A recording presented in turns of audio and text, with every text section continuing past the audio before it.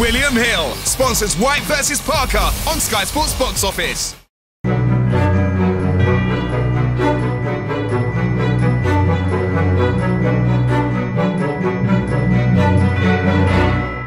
Danny Flexen for Seconds Out here with Lawrence Okolie. Lawrence, you're here to work out even though you're not fighting on Saturday night. Come to show a bit of moral support to your fellow boxers? Yeah, definitely. I don't live far from here as well, so it's good to just come and just watch how it's looking. It's looking pretty good in Westfield now. As someone who grew up in East London yourself, you must be quite proud of what Stratford's become. Of course. There's a lot more positive stuff to do in the area now, and to have boxing being another one of those things is amazing. Now, we've got to talk about you. Obviously, you've had a great year. Luke Watkins' win still fresh in the memory. The Isaac Chamberlain win on a big show at the O2 also. Do you think you're in the, I know you're a humble guy, but do you think you're in the running as one of the British boxers of 2018?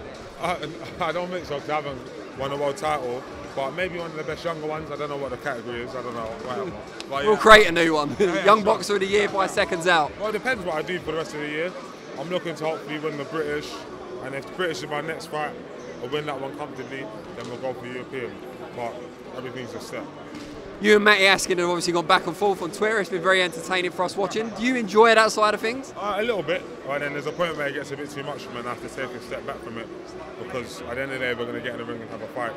But I think people are very good online and they're very different in person, so we'll see. Matty Askin will be one of the first guys you fought who's got kind of a wealth of experience but still retains ambition. So he's not an experienced journeyman, but he's not a young, ambitious guy like you either.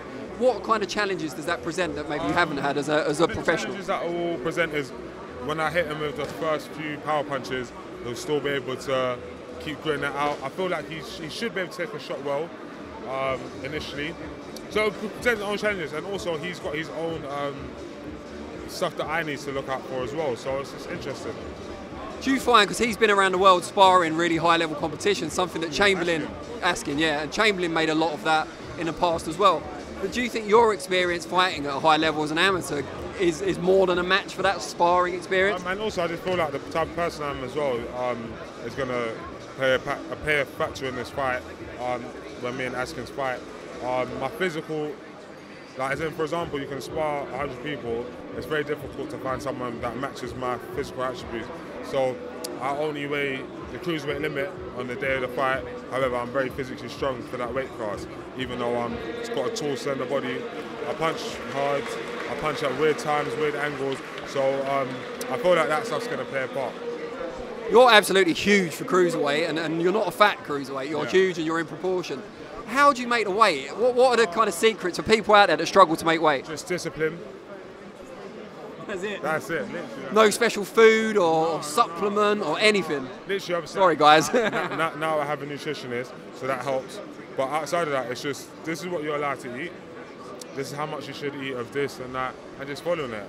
That's why you never see me looking drained on the scales. I'm always very fit, always very, you know what I mean, good to go. I feel like Askins, if we're going to talk about him for a second, I feel he's very heavy when he's not fighting and has to come down, probably puts on a lot overnight. That will play a factor in this fight as well. So I look forward to it. It's going to be exciting. What did you make of the WBSS final at the weekend, Usyk against Gassiev? And also, before you answer, how far away are you in terms of years or fights from that level?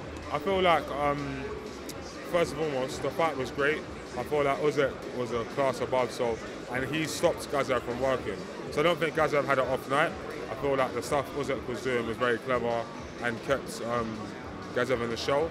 How far away I feel from that? I feel like Usyk's moving up, I heard, so that's great news. But outside of that, I feel like if I have the right fights, for example, the Askin fight, if I can win that comfortably, then it shows me, okay, I'm ready for the level above British. I'll win the European. Okay, I'm good at European, and then we'll go on to there. So in terms of, I don't think it's a distance, a time, or number of fights. I think it's type of fights, type of training, and type of mindset. It's all about confidence. So I'm very confident of beating Askin, if you ask me. But am I confident of being Usyk right now? Not so much. But I beat Askin comfortably, then hold on, maybe. So that's. Then you reassess your ceiling after that. Yeah, exactly.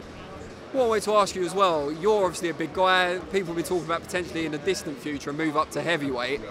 David Haye is someone who, although he achieved his first titles at cruiserweight, was always had a dream of being world heavyweight champion as a kid. Is it the same for you? Did you dream of being a heavyweight champion? Really, I just make my own targets as I go along. So now I'm professional, I have a target of being world champion, unified, etc. But in terms of winning a world heavyweight title, I think it's good for the resume, like when you're done in that, so we'll see. But while AJ and all that are there, I don't really think about it. But I'm at that age where maybe the tail end of my career I can do maybe what Ozik's trying to do, but we'll see. And just before we let you go, you talked about how the area's improved, there's a lot more things for young kids to do around here now. Do you feel that you've started to inspire that next generation now? Do you feel you're at that level where people started to take notice? I think so. Initially no, but now I mean I get socked on a daily basis in my own area by people I'm not too not too aware of. Yeah. Not too fond of. Not too aware of. And then, oh my God, like, it's great seeing you. You motivate more people than you know. So then you start to realise that maybe you do. So it's interesting. Brilliant. Well, we thank you for your time, and I hope the Askin fight comes together. Thank you. William Hill sponsors Whyte versus Parker on Sky Sports Box Office.